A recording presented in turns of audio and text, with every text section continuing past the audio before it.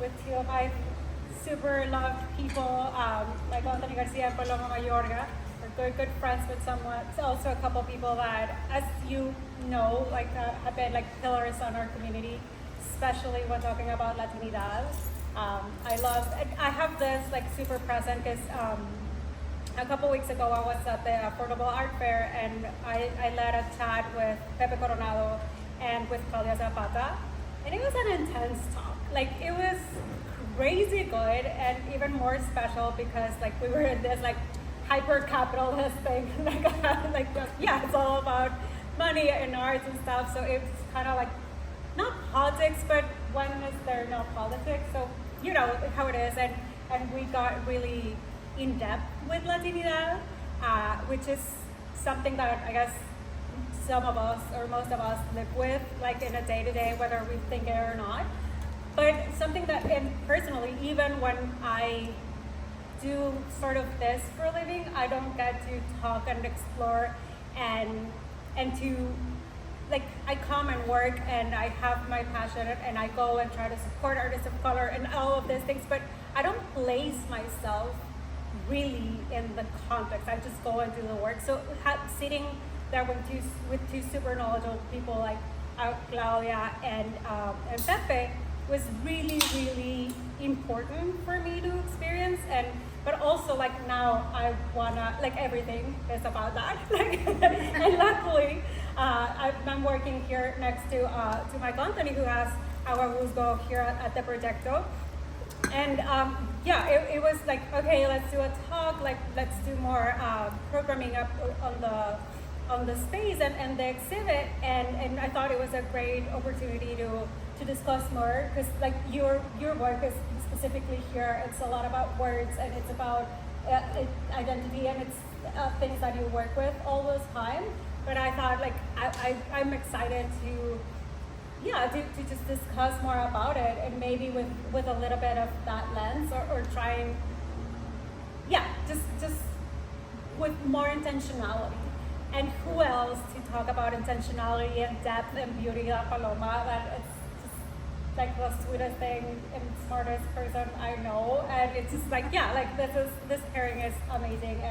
And again, I'm grateful that you guys are here. But yeah, so I just wanted to start a conversation just prefacing that it's all about me and what I experienced. Just get people together to do that.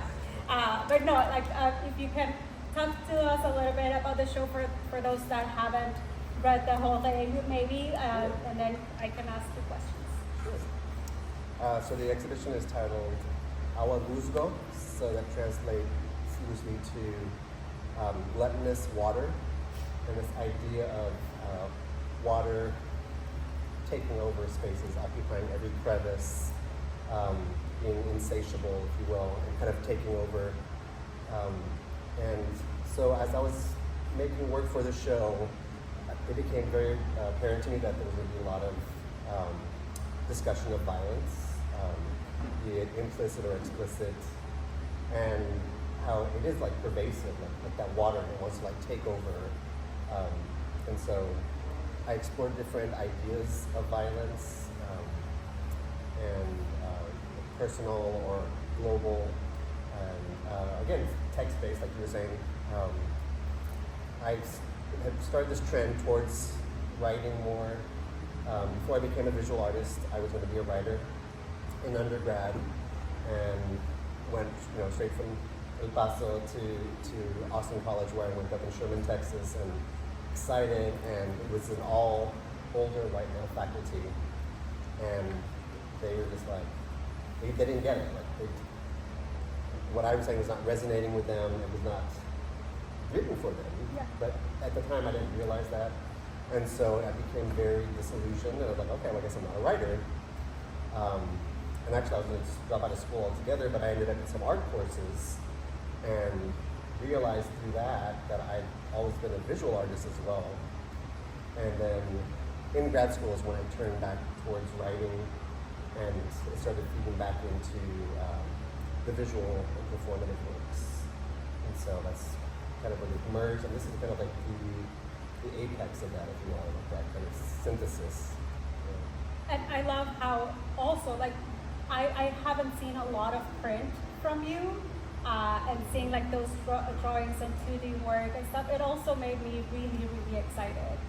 Would you say that like this is just something that was meant to be done? Like, is that part of the exploration? Like, how, because you're saying so many things about this very specific like topic, like how would you say like the different media are talking, like are they saying the same thing, or are, like the media is heading like a river, a lake, a puddle, like? Yeah, well, I've always considered that my different approaches and as far as materiality to languages. Mm-hmm. And so, like, being bilingual, like there's sometimes things that we can express in a Spanish word that just doesn't come across the same in English or vice versa. And I really kind of embraced the idea of being an interdisciplinary artist in grad school, and like this idea of melding all of these media together, and so in a way it's almost like a Spanglish, if you will. Like, so like, especially like the performance, like I had the written word that was spoken, it had the sculptural element that I was standing on, it had the video piece, the projection, the animation behind me. So all of that, and like it took different languages to be able to wrap my head around some of the ideas. Yeah. And is there, would you say like you have some discomfort or comfort in one media than the other? I used to, yeah. I again, like the writing was the part that was kind of the one that intimidated me the most, just because of that prior experience. And I'm sorry. Yeah. So yeah, I just needed something to kind of ignite that back in me and fold it back into the visual work as well. So that's where it kind of, what happened. Awesome, thank you. Yeah. Which leads me, like, Paloma, like you saying, like you've been managing all those different media. I know that you experiment constantly with any kinds of textures and flavors involved, but also you Not have flavors yet. but you also like work with Coronado, that it's very print based. You were director of print with Austin. Like, so you've been really close to print. Is that, would you say, like, is that your language, or is that your preferred? I don't know. I think that that's like something that I'm very passionate about, but I haven't like fully explored in my own work. It's funny because a lot of people think that I'm a printmaker, I guess, before they see my work, because I only have ever made like 2 prints outside of school. But there's something very like tactile about print that I'm really excited about. But also, I think like specifically with Latino and now that I'm working with a lot of like Caribbean artists too, there is this very like particular imagery that is important to like the narratives that are being told. We get a lot of people that come in because Coronado is a commercial gallery, and so we get a lot of people that come in and they're just like, do you have any abstract work? And I'm always like, we have a couple of pieces, and we pull them out for people to see, and they're like, oh, cool, But specifically, Coronado is about the different narratives that make up like the American culture, and just like, and the beauty in that, and just like the importance of listening to the things that artists and people of different cultures have to say, and just kind of how that like makes this like beautiful country that we live in. And so whenever people ask like, oh, is there any abstract works, like it got me thinking, like very recently actually, like no, there's not a lot, because the imagery and the words on the page like are so important to the narrative that's being told, that just isn't a lot of times like expressible, I don't know if that's the right word, speaking of words, through something that's abstract. So I think that I'm very drawn to print because of that reason.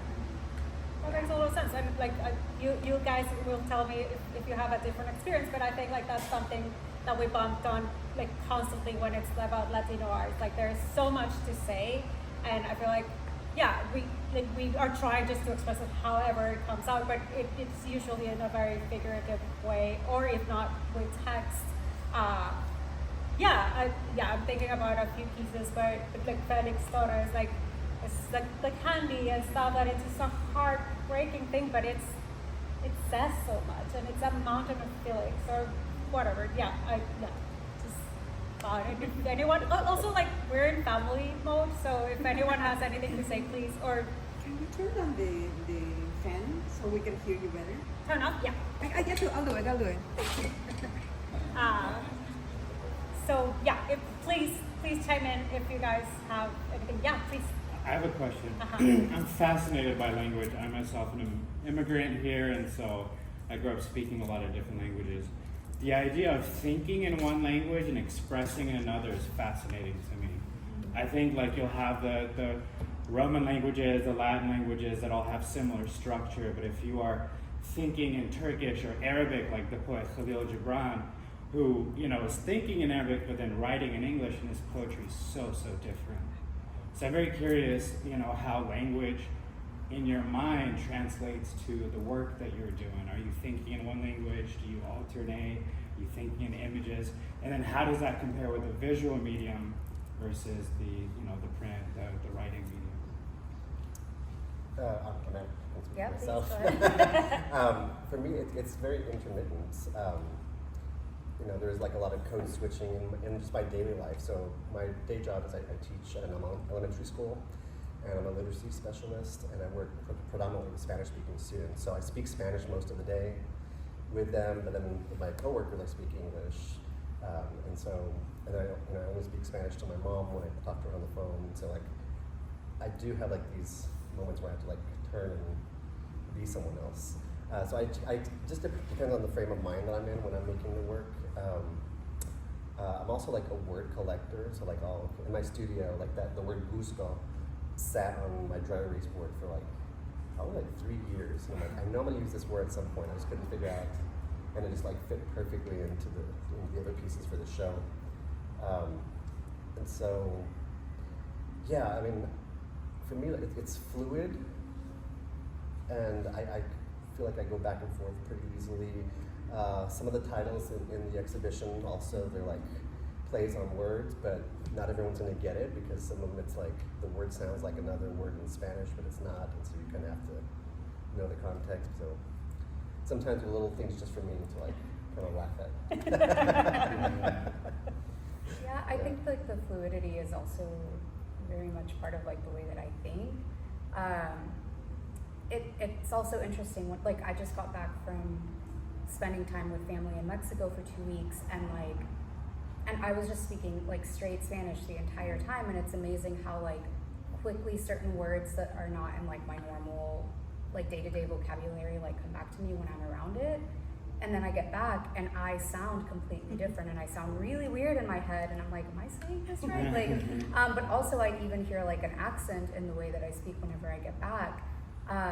And it's something that happens that's very interesting that I want to explore a little bit more is like, or in my work, is like I sound like a different person. Like the tone of my voice is like sweeter and like cuter, and like I'm like able to be softer in like my native language, where in English it feels just like a lot harsher, and like there's specific words that mean so many things, but in Spanish it's like there's very specific words for everything, and that's something that I really appreciate about it. But it also, the code switching like that, makes it really hard for me at least, because I'm trying to express something very specific, but like English is very like generic in my opinion. It is really funny that you say that, because in my experience, like I feel like I have to soften up so much in this country, whereas like you had to soften in English. Yeah. Okay. Like in Monterrey, like where I'm from, like everyone's just like almost yelling like at everyone at all times. So I'm just like it is a lot louder in Mexico. It's louder, yes. but also like if you're excited about something, like pendejo, you don't know what happened. Da, da, da, da, da. Like, and Yeah. It's funny because in Mexico City, I hear like a lot of my family is just like, "Oh, we talking like cute voices," and I'm just like, "Why am I talking like this?"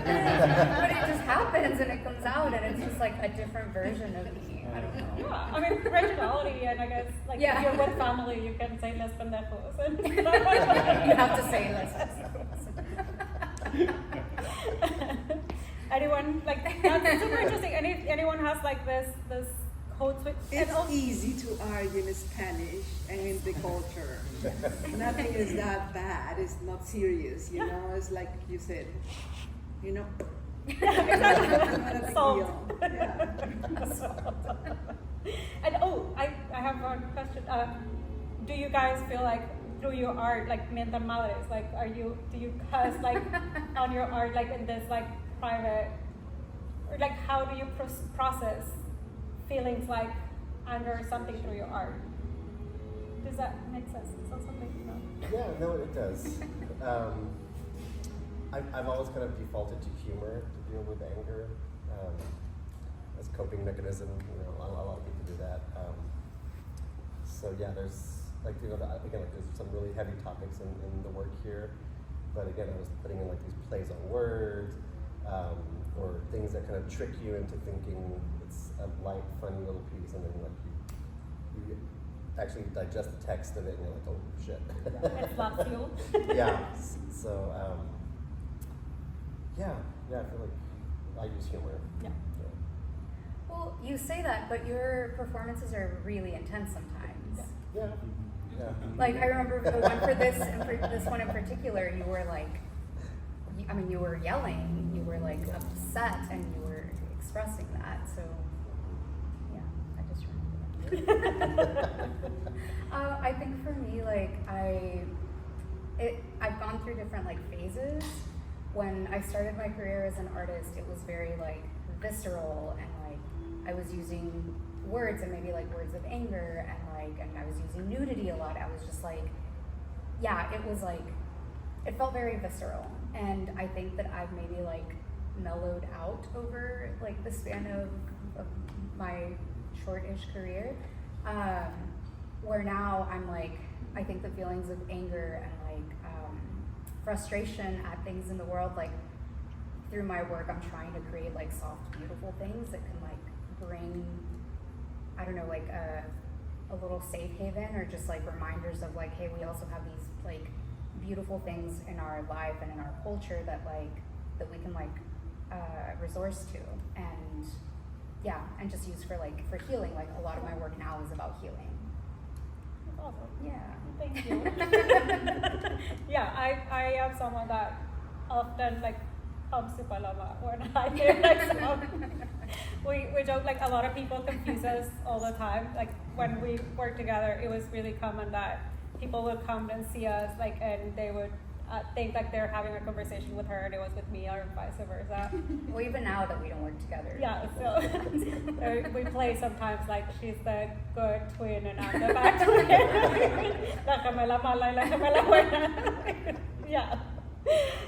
But yeah, I do think, and also like it kind of circles back to why like this gathering, I thought it was also very important. It's just like, it's been really intense. I mean, for centuries or whatever, but also like the last few weeks are super heartbreaking and just a lot. And I know we're carrying our own stuff, like for starters, and then like having all this world stuff happening and being super violent. And I also wanted to take a moment and be like, I was very lucky to go to Mexico City a few weeks ago with two of the curators of the Texas Biennial, and it was surprisingly healing. It was a very, very beautiful experience, but that it reminded me how important it is to talk and be in community and just chill and maybe talk about the subjects, but maybe just like remind us like about softness and about like we're here present and we share art and community and space and a city and whatnot. So I also wanted, since you were talking about the softness and the healing, I think it's super important to to remember that we're here for each other, and there's all the love and all the art. Like the art is such a good excuse to both, like for artists like y'all, like to pour yourself and do that, and for us as spectators or audience, like to really fill our souls with that. And I just came from another meeting that was a little bit frustrating, but it was all the thing, like art does all the things, whether you want to pay them or not, whether you want to acknowledge it or not, like art keeps us alive and like feeling. So yeah, random like blurb extra, but no, just to say I'm really grateful that you guys are here for that. And but also I want to ask you both, and like there's a ton of beautiful artists here, like if you have like any ways that you're coping with situations, like how are you pouring yourself, and or how are you being kind to yourself and your practice in this moment?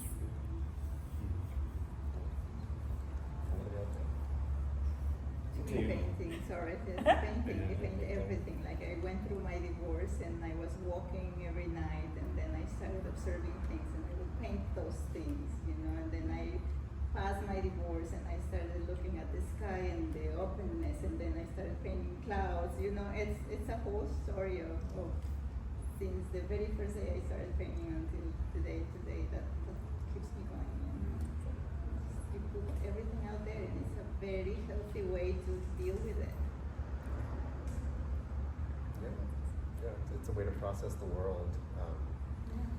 You know, again, like the stuff that when I was an undergrad, starting writing, like I wasn't writing it for the world, I was writing it for myself, and I think that's where like the disconnect happened. Like they wanted it to be something that could reach more people or whatever, and I was like, I wasn't interested in at that point. Yeah. I mean, now I am more so because I'm using it for performative practices, but yeah, it's just a way to kind of like break things down. You know, just like they'll tell you always, like if you're having issues, you journal, because writing it down kind of, so it's just a layer to kind of like make sense of things, even when they still don't make sense. Yeah. Yeah. One practice that I do actually is when I'm feeling just kind of like defeated by things that are happening, like I make a list of things, like different ways that I exercise my agency.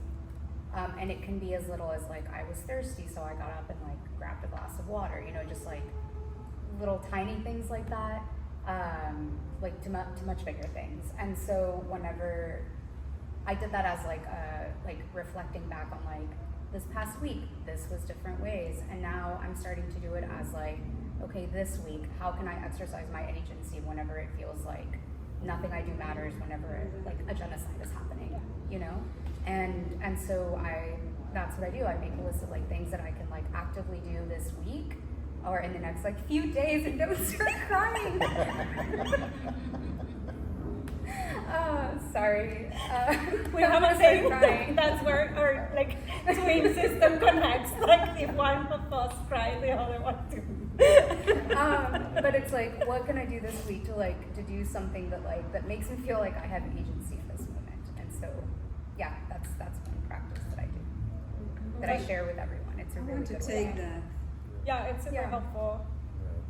Little things to bigger things. Yeah, again, from like little tiny things of like, my body was feeling tight, so I got up and like took a walk, you know, or I don't know, just anything. Yeah. I find like focusing on gratitude also helps. Yeah. I was having lunch with a friend of mine today, and we were like, he's also an educator, and we were just like, oh my gosh, I don't know how much longer we can do this. It's like it's so exhausting, and then. Live for educating. But then I was like, hey, like we have so many more privileges. Yeah. Even because of our professions that a lot of people don't, and so like it helps just put things in perspective. You know? Vanessa, what do you do? You already know. I like what I'm hearing. All right, I like to we talk about the code switching and all of the things that we're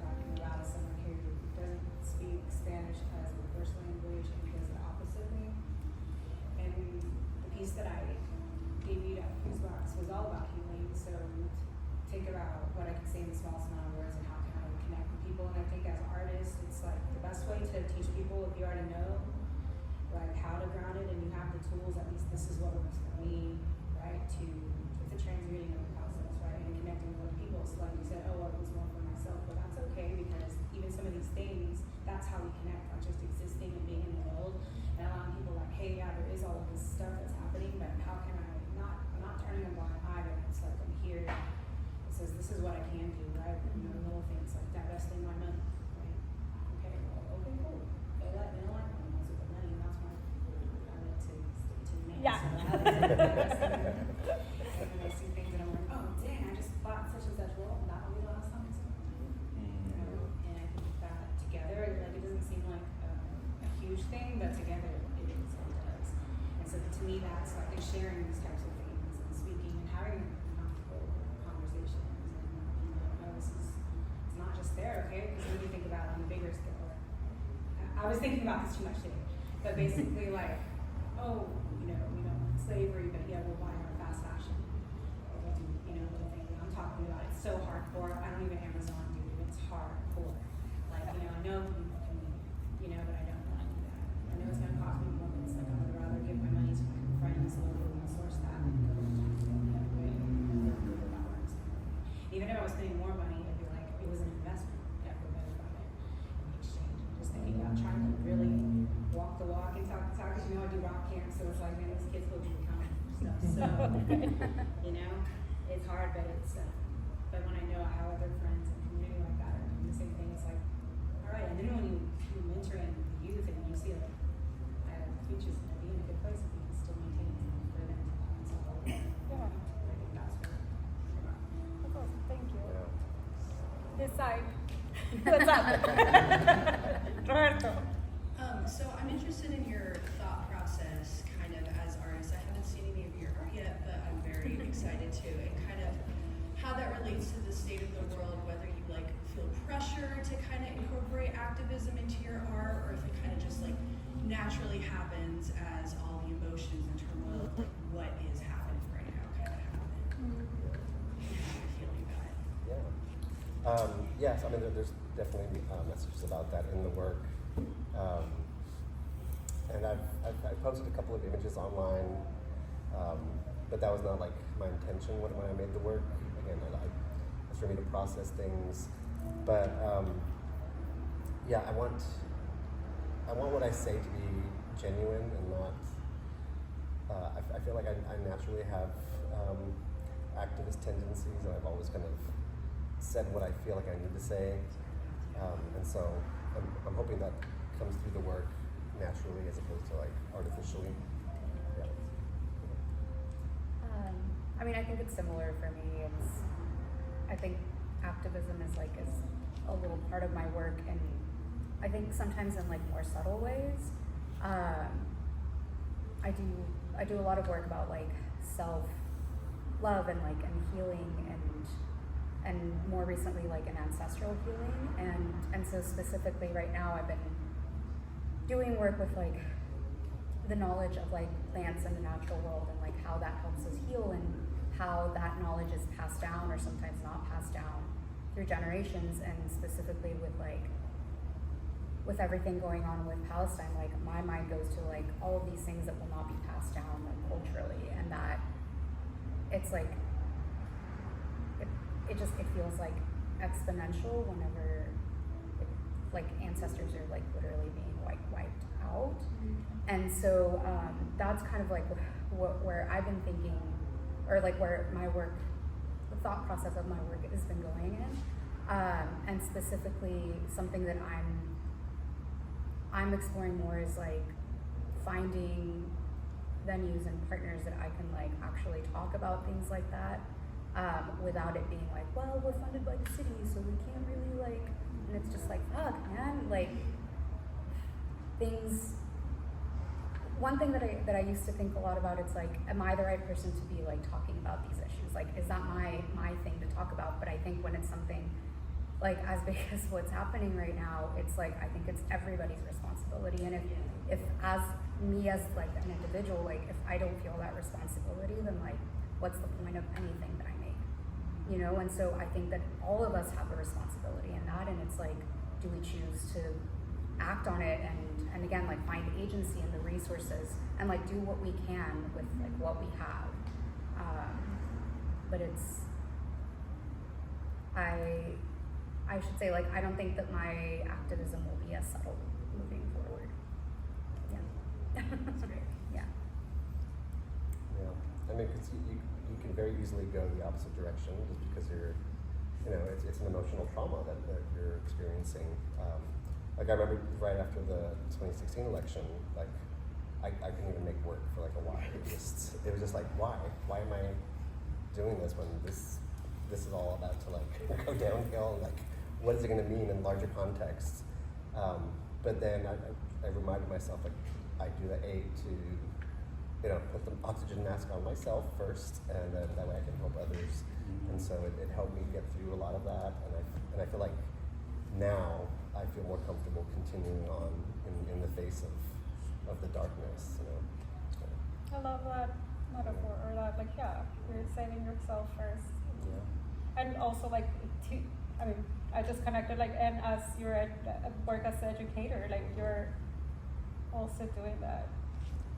Yeah, no, definitely. I mean, early on I had a big issue with like my identity as far as being an educator or an artist, and I, for the longest time I struggled. I wouldn't tell people that I was an educator. I'd just focus on the artistic side, but then the more I thought about, like, the more it's interwoven with my creative practice, with my cultural needs, and it's just an activism too.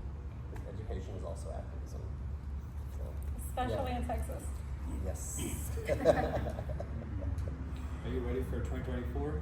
Are you going to be elections? Are you going to take a pause after that too? No, I Depending feel on the like results. now that we could, know with the possibility of what's coming, I think it's like we gotta just come out head on. Yeah. Yeah. How about you? No, I'm overwhelmed right now. Yeah. Really, I mean, I'm like tearing right now because of that. I don't know.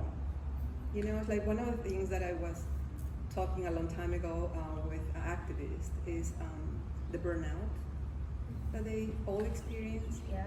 And basically it was the thought of we are not going to change the world. And they were saying, but is doing something, and also being careful how we are changed by the world, right? So it's important to talk, it's important to do work, it's important whatever we are doing, and I think it's, those feelings of this overwhelming feeling, it's also, it passes, it goes away, right? And you find these little ways to ¿cómo se dice? Ejercitar tu poder. Yeah. But it's easily lost, like I finish a show and it's the same as like come and go, and it's like why? It's so, as I was saying, it's like cicada.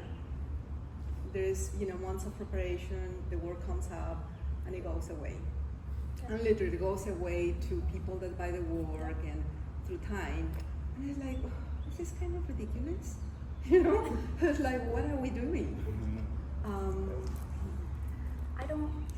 You know what I'm saying? I do know what you're saying, but I don't think it's ridiculous because I saw the way that people interacted with your work, and that's something that they take with them, It's and true. that they grow with, and It's that they true. like. It's It's true. like And the it's work doesn't go and away. it's the it lives on. community, and it's the sharing, and it's But it's like there is this other part that is like so short-living, and there is this world that is screaming, and you are like, what to do. Yeah. Yeah, it's not easy. Are you an artist yourself? No.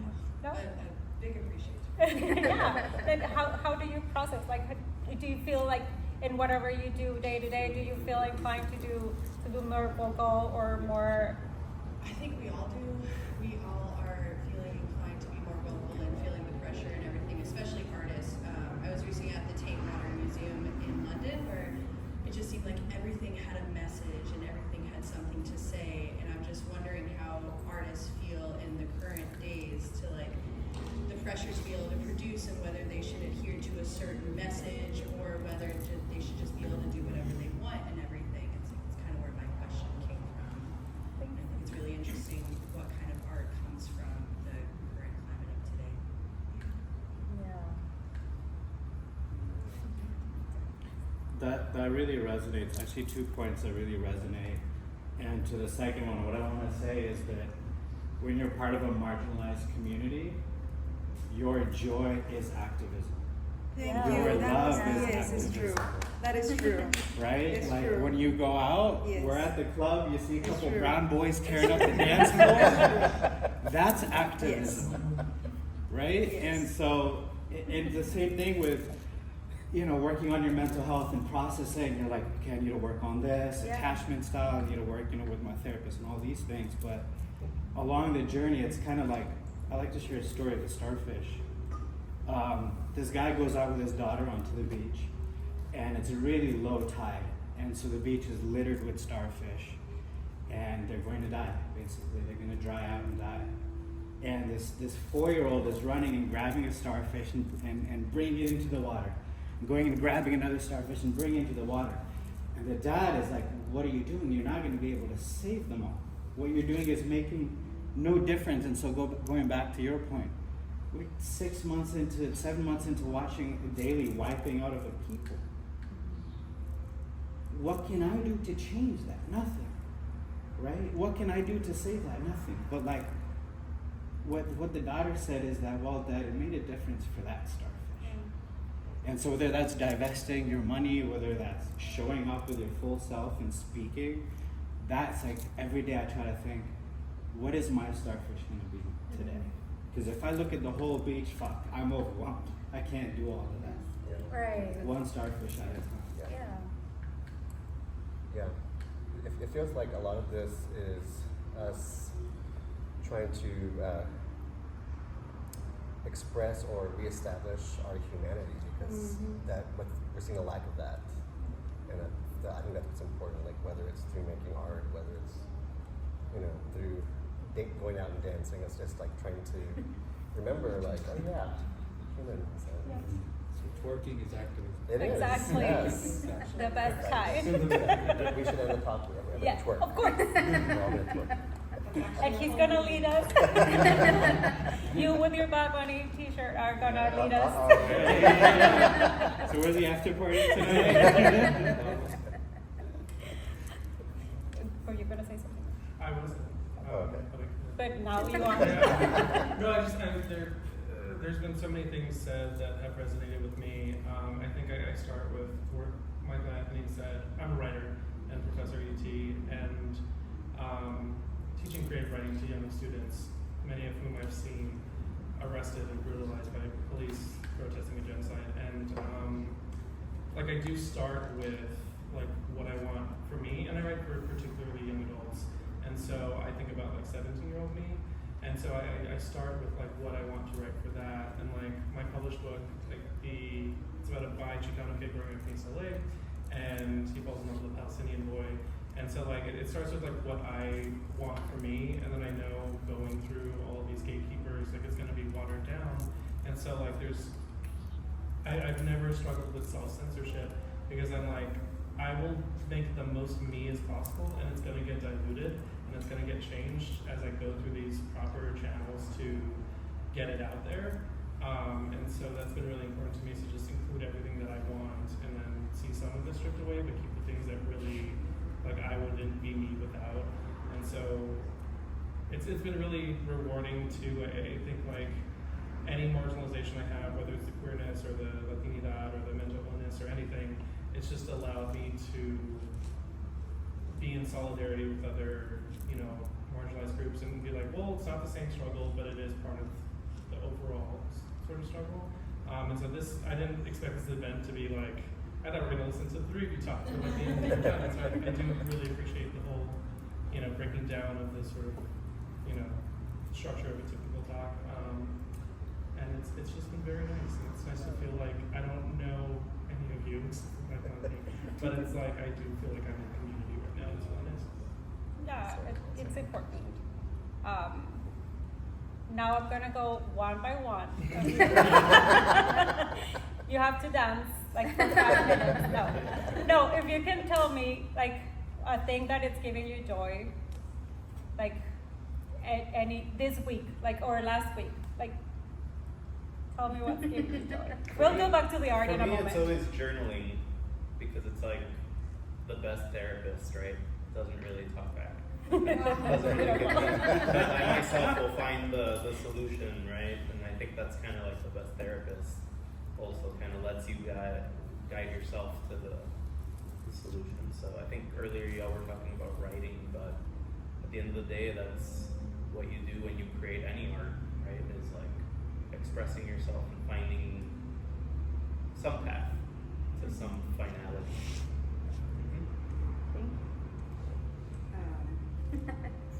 Cooking with my son or doing anything with my little boy, or just watching a movie, spending time with him. Because now that I'm divorced, it's like custody thing. So when I have him with me, it's just absolutely amazing. It was this moment. It was the smell of the air in the afternoon, cloudy and humid and beautiful. Yeah. I was crashing again. My sister visited this past weekend, and I'm from California, and it was really nice to have her there and eat barbecue together. Beautiful. Dancing and pet sitting Silly Millie. I went to a green belt today, and she got freaked out by all the cicadas that were in the trees. I thought it was awesome. Well, that's so parallel to what I was going to say. Because my daughter's 14, and I'm looking at him every day, and it's like, it's really clear that he's coming to the end. And I'm like, well, what can I do? I could take him on a walk. So I've been walking him every day, and he's actually building some muscle tone, and he's still going downhill, but it's been really good. I'm loving hearing the frogs in the trees. I've been meditating at the park. This is my 3rd week here. I just moved to Austin. Awesome. Oh, thank you. Beautiful quiet. So I've been meditating at the park, and all the animals and birds and the climate. I'm just like, yeah. Where do you come from? I'm originally from Istanbul, Turkey. But you came from there directly? No, I came from Buffalo, New York. So it's a great change for me. And the community and friendliness is just really my heart.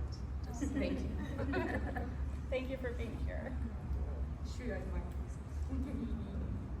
What? Let's do it. For me, it'll have to be my little starfish, my 3-year-old. I'm divorced as well, so that time that I have with her is really special. And she's a firecracker. She's got an attitude. She's hilarious, sarcastic.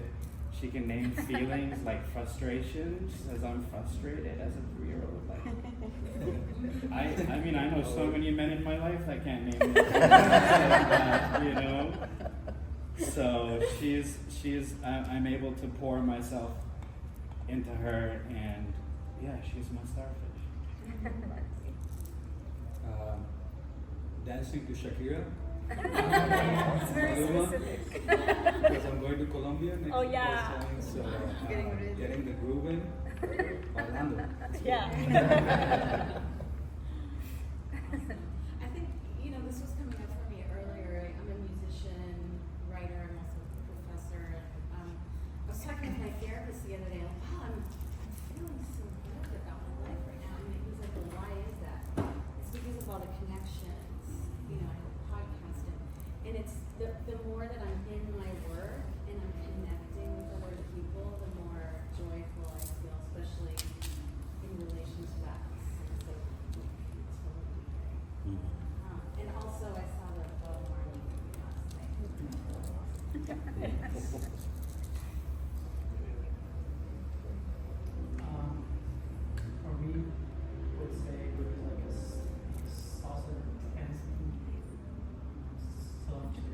teaches. He teaches Well, you can teach here. Like this is we have this place for right. Yeah, know that this venue we could use. Yeah, I'll give my commercials like later. What about you? What makes me happy to say? The wildflowers that are growing everywhere. I'm just so happy they can grow. I like when they're randomly on the side of the road or in the parking lot or something. I love them. Mine could be like that too. Went to a wedding in Fredericksburg this weekend, and I always like driving down a road I've never driven down before, and there's a couple of those. So I like being on the road, and especially on the roads I've never. I would say reconnecting with friends that I haven't seen in a while, specifically today. I've not seen Michael in a few years. And this guy, it's been months. Had lunch with a good friend today. Very big day. Caballero? Yeah, I don't know. It's like I'm so cynical. It's hard to find the happy moments. I made this activity specifically for you. But I mean, there are the like today or yesterday, I should say. My daughter made enchiladas for everybody. Vegan enchiladas, and so like they were so delicious. But I wanted to echo some of your sentiments and this idea of art being. There is no neutral art. Like there is no non-political art. And the idea of people of color making work, whether it's completely abstract or just plain, as a political act in itself. And for me, making work that's similar to that has made me like the folk turned on and was like, oh yeah, I'm making that abstract stuff for me to share. Come on. I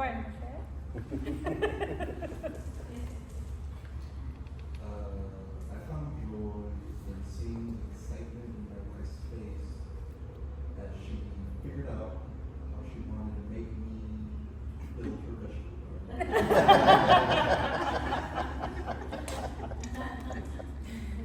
That's a very nice way of complaining about that. Joyous. It was great. I had to go out to eat. How about you guys? Sorry, we're a little late. I was gonna say something like it is kind of hard to find like personal joy, like even just like listening to music doesn't feel joyful lately. And talking to people about like current climate, like I need more artists, like mainstream artists, like talking about what's going on. I need music to reflect it. I have not seen much of it going on, not enough of it in like mainstream big artists, and it's like really sad to see them stay so silent when I know they're rare. So just like listening to music, I'm like, oh, they're not talking about. But my own photography and just like my own projects, and also connecting and reconnecting with people. So happy to be here. Recently, I've been giving myself time, so not giving it away. That's amazing. Paloma? I feel like I have been finding a lot of joy in like everyday things. But one particular one from last night was that I downloaded an app to learn Japanese, and so I'm learning Japanese. Yes. So we'll see later in the summer. As long as it's giving you joy in the meantime. Yeah, I think that's the purpose of it. You, Michael? Oh, flowers. Flowers are making me very, very happy. Yeah, I have some planted in my house, and I generally buy like every other week buy flowers for my house. But now I have flowers planted outside, and I don't know how they're still alive, and it's beautiful, and just that and my cats. My cats give me a lot of joy too. Yeah. So I'm off for the summer from teaching. That's one part of it. So what I've been doing in the mornings, I'll get up and I'll do some exercise, and then the past 2 days I've just been sitting at the piano I found an app that kind of, you can pretty much put in any song and it'll tell you what the chords are. Okay. And I'm just like sitting there for hours just playing and singing and sounding terrible and loving it. That's awesome. I love that. So yeah. Well, thank you for sharing. And that was just like, because I'm curious and also because I know that we can give each other ideas on things to do. Should we bring it back to art? Okay, can you tell us like if hopefully if you stay a little bit longer, like we can all go to the show that you're at, and like is there anything that you would like people to get away with, like because we're closing the show June 9th, so there's not a lot of more time to experience it, but what is something that you would like people to get away with, like from this show? Just diving into the texts that are in the work, I think a lot of the pieces have words that are come in and out of obscurity with materials, but I do have a QR code on the door of the gallery where you can pull up and it has the typed out words for everything. So if you want that, I would love for people to kind of digest that a little bit and kind of take it in. A lot of those same texts were used in the performance that I did at the opening, so it'll kind of give you a bit of a sense of what it's about. What is guzgo? Guzgo? It's like gluttonous. It's a great word, isn't it? I love it. Yeah. Have you? Yeah. That's never almost my nickname. Like cake and stuff. I'm just like, yeah. No, my mom was like, "No seas busca." Like it's very common. I had never heard it Really? before Michael's show. And you mentioned that you were a collector of words, and that one was with you for years before you used it. Yeah. I'm curious where you heard it that it stuck with you. You know, I never remember where. Sometimes I'll just be reading something online and just like a word will pop out. Like I found a whole series of words that are like reference something very, very specific, very sensations, or like even like senses beyond our five senses. I have those saved somewhere. I think it's on my phone, and it's like they're just these crazy like weird words, and just what they're referencing is so amazing too. So like I have those kind of in the archive waiting to work with. The bottomits? Well, with what? specifically? I'm sorry. With- Yes, Paloma has a project right now at the Okay. trail. Sorry. Yes. Can you tell us about the show so we can come and visit before it goes? But also, can you tell me a little bit more about what's coming for Coronado? Since we're Yeah, here? definitely. Well, with my personal work, I have an installation on the trail as part of the really small museum. They, I guess they opened up a new one, which they're kind of like, I describe them like the little libraries that you'll see around town, but they're galleries. And so the really small museum, artist Juliet Whitsett partnered with the Trail Conservancy to put one on the trail, so it's on the east side, and I have like the map and everything on my Instagram. But I have an installation of 3 resin dolls with different plants that I used growing up as like ways of like healing the body. And I've also extracted DNA from the plants and it's like mixed into the resin. So each of the resin dolls has like the DNA of the plant. So anyway, it's there actually today's Thursday? Mm-hmm. I'm taking it down tomorrow morning, so y'all should come down in the morning before 10:30 a.m. and then you can see it. It's by Met's Neighborhood Park, where the Holly Street power plant, or I guess it's decommissioned now. Oh, you should walk by. It's very I can share the map with you. There's not like a particular landmark yet because they're developing that whole side. So anyway, yeah, I can share the location with you. But so that is up. It's been up all of May. And then separately, I'm also a curator for Coronado Print Studio here, and I'll open up the door so y'all can check out the show because Saturday is the last day for this show. And this is a show that I co-curated with Pepe Coronado, who's the gallery director, and he's also a printer, or a printmaker. And this is the second show that Pepe and I have co-curated. It's titled Miscellanea 2, because it's the second iteration. And it's essentially a survey of artists that Pepe has worked with in the print shop, and also a couple that we have upcoming shows for later this year, including Michael has 4 prints that haven't been shown before. So, yes. And then we'll be, I guess we'll be having another show opening in, I think in a few weeks maybe, or in a couple, I can't remember the date exactly, but that one will be a show of a portfolio by Consejo Gráfico, which is a network of Latino printmaking shops around the U.S. and they've curated different portfolios, and they make artwork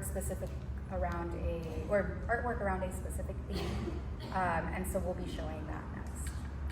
Thank you. Well, anyone has any questions? Palomita, how do you take the DNA from the plant?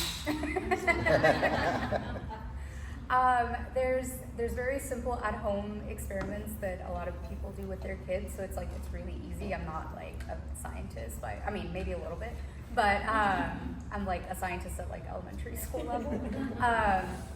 But essentially, you mash up the plants, and then you add like a digestive enzyme, which like papaya juice, because that has digestive enzymes, to break down like the cell walls. And then you can extract the DNA by like mixing like dish detergent and then later alcohol. So I just use like vodka. There's like specific temperatures that it needs to be. And whenever you do that in thin things, so like I use like a graduated cylinder, you can start to see how the DNA separates, and it comes out like a little strand. Yeah, it's really cool, and not all plants work the same, I should say. I did a few different tests, and the best one for me was Jamaica, so hibiscus. That one was the best one. So.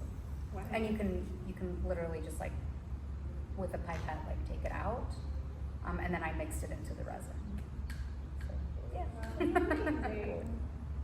Very cool. I followed a YouTube video. Any other questions? It can be whatever.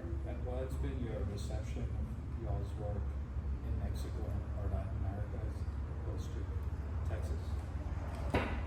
I have personally not shown in Mexico yet. Any particular reason? I think I've just been focused on like opportunities of showing here. I definitely have that as like my next step. Like I want to show like specifically in like the city that my parents are from, and where I grew up too. So yeah, no, we'll see. Right now the only reception of it is with my family, and not a lot of them get it. But I think they appreciate, specifically now with the work that I'm making, they appreciate like the theme and like what it's about. Yeah, I found it's a very receptive audience, especially the vocabulary I use in the visual vocabulary I use in the work really resonates, because it is kind of culturally specific sometimes.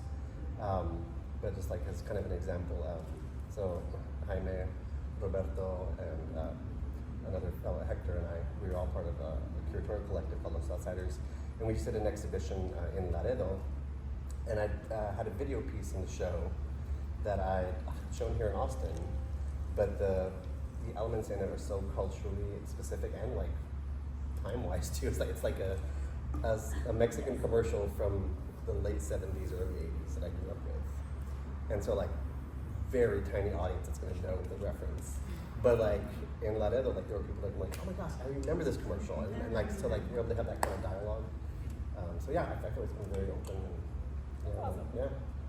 Good to hear. Anyone else? Well, I'm very, very grateful again for having you. Please stay for a tour of Michael's show.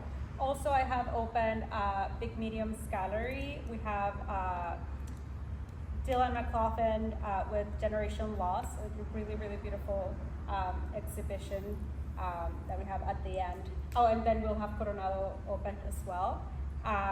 Also, try and check in with y'all. Like, I'm sure, like, we need a bunch of stuff, more than community and probably money. I don't know that anyone's willing to give money here, but maybe we can give support in another way, and or connections, or maybe you're looking for a good artist, and or maybe you're looking for inspiration and you've heard a little bit of what we all do. So try, like, I recommend you, like, it's good people here. Only good people came, so I recommend you connect. And no, thank you. Again, thank you.